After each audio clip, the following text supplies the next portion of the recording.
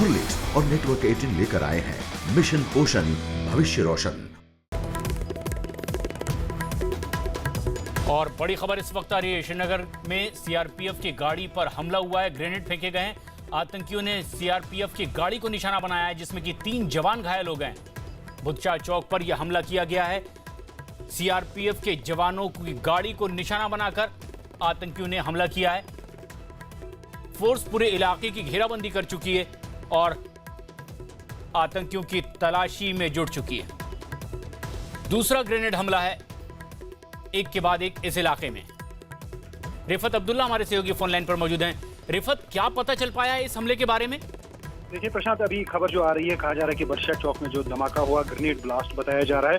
हालांकि अभी ऑफिशियल पुष्टि नहीं हुई, ऑफिशियल से कांटेक्ट हो रहा है, लेकिन मैं आपको बता दूं ये आज दूसरा ग्रेनेड हमला होगा अगर ये ग्रेनेड ब्लास्ट है, क्योंकि ब्लास्ट हुआ है, आवाज सुनाई दी गई। और साथ ही जो आज फतेह कदल एरिया में ग्रेनेड ब्लास्ट हुआ उसमें 3 सीआरपीएफ के लोग जो हैं वो जख्मी हो गए। और कल से ये 7वां ग्रेनेड ब्लास्ट होगा, क्योंकि कल 5 ग्रेनेड हमले किए गए और आज 2 ग्रेनेड हमले किए गए। तो ऐसे में जो मैं पहले भी कह रहा था कि शायद मिलिटेंटों ने मंसूबा बनाया है कि वो अब ग्रेनेड हमला करेंगे सिक्योरिटी फोर्सेस पे, क्योंकि अलग अलग जगहों पे ग्रेनेड फेंक के भागना उनके लिए ईजी हो जाता है, या कहीं स्टैंडिंग फायरिंग करते हैं और उसके बाद भाग निकलने में कामयाब हो जाते हैं। तो शायद इस तरह का मंसूबा सिक्योरिटी फोर्सेस के खिलाफ मिलिटेंटों ने बनाया है, क्योंकि आज जंग बदर का दिन है और इंटेलिजेंस इनपुट्स पहले से ही थे कि कई हमले हो सकते हैं। शायद सिक्योरिटी को बहुत ज़्यादा अलर्ट किया गया है, अगर ऐसा होगा कि उन्हें फिदाइन अटैक करने का मौका नहीं मिला। लेकिन ग्रेनेड्स जो हैं दागे जा रहे हैं। अभी तक 7 ग्रेनेड फेंके गए कल सुबह से लेकर अभी तक, और आज ये दूसरा ग्रेनेड से हमला है।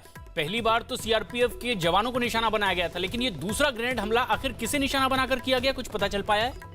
देखिए मैं आपको बता दूं, बदशाह चौक के इर्द गिर्द सीआरपीएफ और पुलिस तैनात रहती है। कहीं ना कहीं सिक्योरिटी फोर्सेस को ही निशाना बनाने की कोशिश की गई है। हालांकि अभी डिटेल्स इमर्ज हो रही हैं, अभी ये कह पाना मुश्किल है कि क्या कोई जख्मी हुआ या नहीं, क्योंकि जब ग्रेनेड हमला होता है लोग भागने की कोशिश करते हैं और बाद में पता चलता है कौन जख्मी हुआ, कौन हॉस्पिटल पहुंचा। तो अभी शायद उसमें डिटेल्स कलेक्ट करने में टाइम लग सकता है। लेकिन जिस तरीके से एक के बाद एक हमले हो रहे हैं, तो कहीं ना कहीं ये कहा जा सकता है कि मिलिटेंट्स ने एक मंसूबा जरूर बनाया होगा कि वो ग्रेनेड हमले करेंगे, क्योंकि इस तरीके से जो सीरियल ब्लास्ट हो रहे हैं एक के बाद एक, कल अनंतनाग में जो ग्रेनेड हमला हुआ था उसमें 4 सीआरपीएफ के लोग जख्मी हो गए थे, 1 सिविलियन जख्मी हो गए थे और 1 पुलिस वाला भी जख्मी हो गया था। बाकी जो अलग अलग जगहों पे ग्रेनेड हमले किए गए उसमें हालांकि सिक्योरिटी फोर्सेस को नुकसान नहीं हुआ, लेकिन 3 जगहों पे सीआरपीएफ के कल हमले हुए थे। लेकिन रिफत, बड़ा सवाल ये है कि आखिर हमलावर थे कौन? क्या ये आतंकी हमला ही था? आतंकी थे तो क्या ये बाहर से आए आतंकी थे? आखिर कहां वो चले गए, क्या कुछ पता चल पा रहा है?